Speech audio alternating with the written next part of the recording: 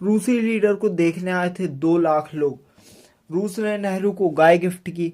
20 तस्वीरों में आज हम जानेंगे, 20 पॉइंट्स में आज हम जानेंगे भारत रूस की दोस्ती। भारत का सबसे साझेदार दोस्त और सबसे भरोसेमंद दोस्त रशिया।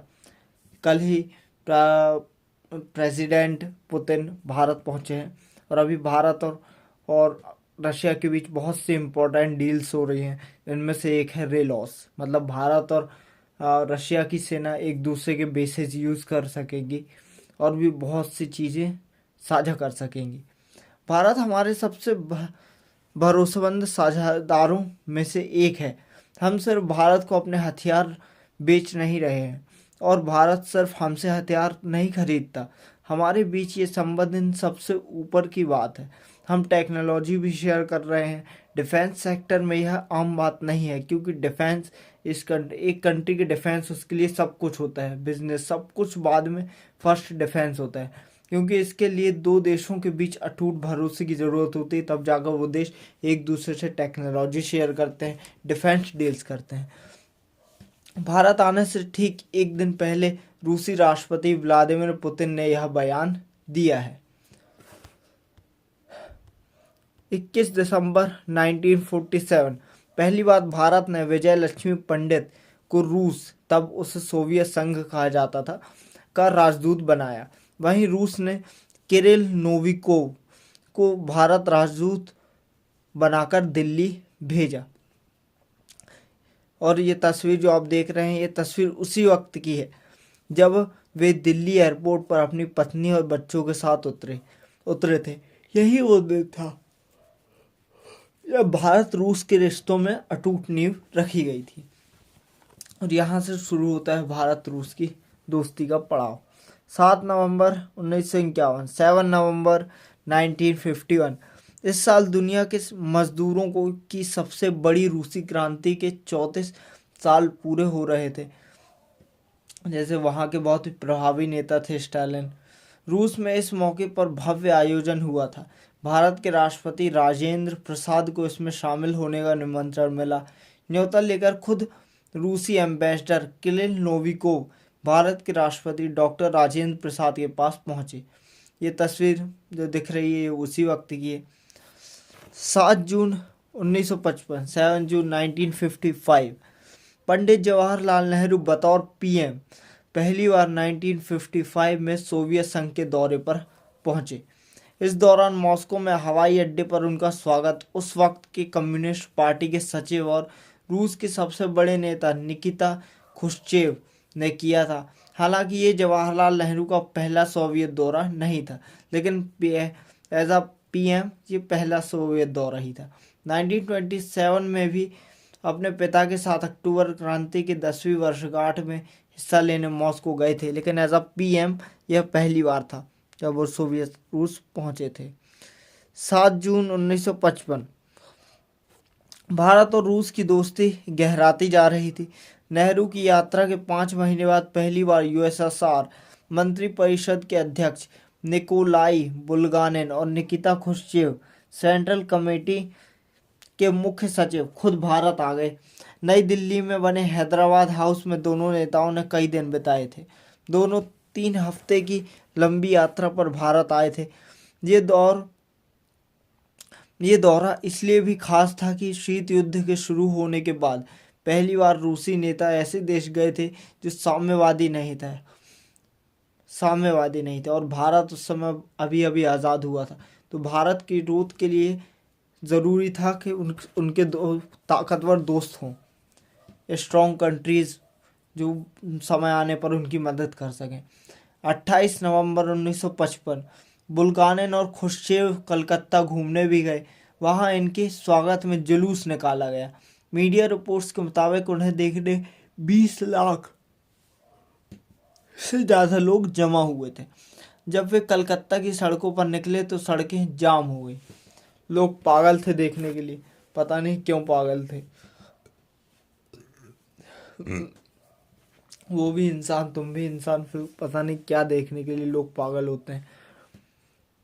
10 दिसंबर 1955 10 दिसंबर 1955 भारत के स्वर्ग कश्मीर कहा जाता था, जो कि अब भी स्वर्ग ही है, लेकिन AK-47 चलती रहती है, इसीलिए वो नर्क बन चुका है। नहीं तो वहाँ की खूबसूरती, जो अनमैचेबल खूबसूरती, आप देखो तो पेड़, वहाँ का मौसम, वेदर, इसीलिए उसे स्वर्ग कहा जाता है। लेकिन आज के टाइम पर आप देखो तो जहाँ भी इंसान जाते हैं वो जगह स्वर्ग से नर्क हो जाती है। भारत के स्वर्ग कश्मीर के दौरे पर खुर्शीद और बुल्गानिन का स्वागत जम्मू कश्मीर के तत्कालीन प्रधानमंत्री बख्शी गुलाम मोहम्मद ने किया था। सोवियत संघ के बड़े नेताओं के कश्मीर जाने की चर्चा पूरी दुनिया में हुई। इस दौरान खुर्शीद ने कश्मीर पर बड़ा बयान देते हुए इसे भारत का हिस्सा बताया था। तस्वीर में बख्शी और खुर्शीद एक दूसरे को गुस्तावा कश्मीरी पकवान खिला रहे थे। ये तस्वीर जो कि ऊपर दिख रही है, ये खुर्शीद और बुल्गानिन के कश्मीर में हो रहे रोड शो की है। इस रोड शो के दौरान उनके साथ प्रधानमंत्री बख्शी गुलाम मोहम्मद, सदर ए रियायत कर्ण सिंह भी थे। उनके स्वागत में तब हजारों की भीड़ इकट्ठी हुई, क्योंकि लोग बेरोजगार थे, बहुत काम धंधा नहीं था, तो देखने चले जाते थे। अपनी भारत यात्रा के दौरान खुर्शीद और बुल्गानिन रूस लौटने से पहले कोयम्बटूर के पास बड़ा मदुरई गांव पहुंच गए। यहीं पर बुल्गानिन एक खेत में नारियल का पानी पीने के लिए रुक गए। आज भी लोग इस जगह को बुल्गानिन थोट्टम कहते हैं। ये तस्वीर उसी वक्त की है। मतलब आप देख रहे हो एक आदमी सिर्फ नारियल का पानी पीने के लिए एक पेड़ के नीचे रुक जाता, तो उस जगह का नाम बुल्गानिन थोट्टम हो जाता है। मतलब क्या लेवल है, मतलब क्यों, समझ से परे। आखिर क्यों, आखिर वो भी इंसान, हम भी इंसान। हम पानी पिए तो हम नारियल का पानी पिए, हम दूध पी लें तो भी कुछ नहीं, लेकिन उसने पानी पिया तो उस जगह का नाम बुल्गानिन हो गया, उसके नाम पे उसकी जगह का नाम पड़ गया। Powerful peoples not come from powerful places, powerful peoples make powerful places. प्रधानमंत्री के रूप में जवाहरलाल नेहरू दूसरी बार सोवियत संघ गए 1960 में। इस दौरान सोवियत सरकार ने उन्हें गाय गिफ्ट की। जब सोवियत राजदूत इवान बेनेडिक्टोव और उनकी पत्नी ने गाय की रस्सी नेहरू को थमाई तो वो तुरंत उसे चारा खिलाने लगे। यह दोनों देशों के लिए एक बेहद यादगार वक्त था। 12 अप्रैल 1961 को सोवियत अंतरिक्ष यात्री यूरी गागरिन पहली बार अंतरिक्ष में उड़ान भरने वाले व्यक्ति बन गए। अपनी कामयाबी के बाद इसी साल वो भारत आए थे। तस्वीर उसी वक्त की है जब नेहरू ने गागरिन के साथ मुंबई की सड़कों पर रैली निकाली थी। बाद में रूस ने आसमान और अंतरिक्ष फतह करने में भारत का साथ दिया। 1963 भारत की आज़ादी के 19 साल बीत चुके थे। अब तक देश में कोई बड़ा स्टील प्लांट नहीं लगा था। भारत है, और अगर देश किसी भी कंट्री को आगे बढ़ना है तो इंडस्ट्री तो होना चाहिए। Without IT sector country can't survive. Bharat सरकार के पास प्लांट लगाने की तकनीक नहीं थी। इस काम के लिए भारत ने दोस्त रूस की ओर देखा। इसके बाद रूस ने तुरंत खास मदद भेजने का ऐलान कर दिया। नतीजा यह हुआ कि 1966 में तब की प्रधानमंत्री इंदिरा गांधी ने रूस की मदद से बोकारो स्टील प्लांट की आधारशिला रखी थी। देख रहे हो गाइस, मतलब कितना डीप होता है एक कंट्री को चलाना।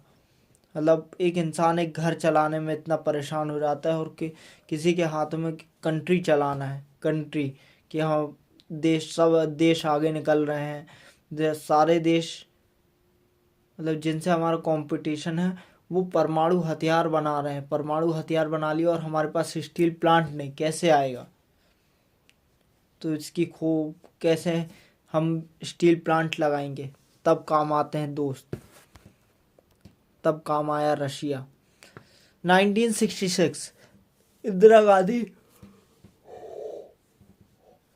रूस के कद्दावर नेता और विदेश मंत्री आंद्रेई ग्रोमिको से हाथ मिला रही हैं। इसी वक्त भारत रूस भारत रूस के बीच मित्रता संधि हुई थी। इंदिरा ने नेहरू की गुटनिरपेक्ष नीति के खिलाफ जाकर ये संधि की थी। इसी के बाद रूस ने भारत का साथ देने के लिए अमेरिका से लोहा लिया था। और ये तो बात सभी को पता है। 1971 बांग्लादेश को लेकर भारत और पाक के बीच जंग छिड़ गई थी। अमेरिकी सहित पश्चिम देश पाकिस्तान का समर्थन कर रहे थे और अमेरिका भारत के खिलाफ हो गए थे। अमेरिका ने इस युद्ध में भारत के खिलाफ अपनी जंगी जहाज़ों का 7वां बेड़ा भेज दिया। 7वां बेड़ा, जिसके खिलाफ भारत लड़ने की ताकत नहीं रखता था उस समय। इसके जवाब में रूस ने परमाणु मिसाइल से लैस सबमरीन से समुद्री रास्ता रोककर अमेरिका, ब्रिटेन समेत दूसरे देशों के पोत को भारत पर हमला करने से रोक दिया था। सोच रहे होगा, इस कोई कंट्री है जो भारत का इतना साथ देती जितना अमेरिका ने दिया उस समय जब भारत इनसे लड़ने के काबिल नहीं था। 1988 बांग्लादेश की जंग के बाद भारत और रूस की दोस्ती दुनिया भर के लिए मिसाल बन गई थी। दुनिया के दूसरे देशों ने इस दोस्ती पर नज़र लगानी शुरू कर दी। इसके बाद जब सोवियत राष्ट्रपति मिखाइल खारबाचेव आधिकारिक दौरे पर भारत आए तो प्रधानमंत्री राजीव गांधी उनका स्वागत करने सीधे एयरपोर्ट पहुंच गए थे। यह तस्वीर 1988 की नई दिल्ली की है। 1933 रूसी राष्ट्रपति बोरिस येल्त्सिन भारत आए थे। इस दौरान राष्ट्रपति भवन में एक स्वागत समारोह में भारत के राष्ट्रपति शंकर दयाल शर्मा ने राष्ट्रपति बोरिस येल्त्सिन का स्वागत किया। यह तस्वीर उसी समय की। 2000 रूस के राष्ट्रपति व्लादिमीर पुतिन भारत की आधिकारिक यात्रा पर आए। इस दौरान राष्ट्रपति भवन में उनका राजकीय स्वागत किया गया, जैसा कि कल किया गया था। कल के स्वागत में 21 तोपों की सलामी दी गई। अटल बिहारी वाजपेयी की सरकार केंद्र में थी। पुतिन इस बार फिर भारत के दौरे पर आए 2001 में। तब एक मीटिंग में वाजपेयी और पुतिन एक कुर्सी पर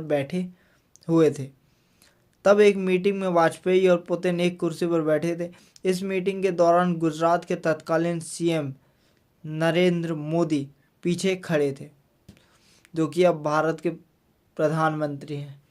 तब पुतिन को भी अंदाज़ा नहीं रहा होगा कि पीछे खड़े मोदी भविष्य में भारत के प्रधानमंत्री बनने वाले हैं, और किसी को अंदाज़ा नहीं था। सर, आप कहते हैं काम करते रहिए, काम आपको फल ज़रूर देगा।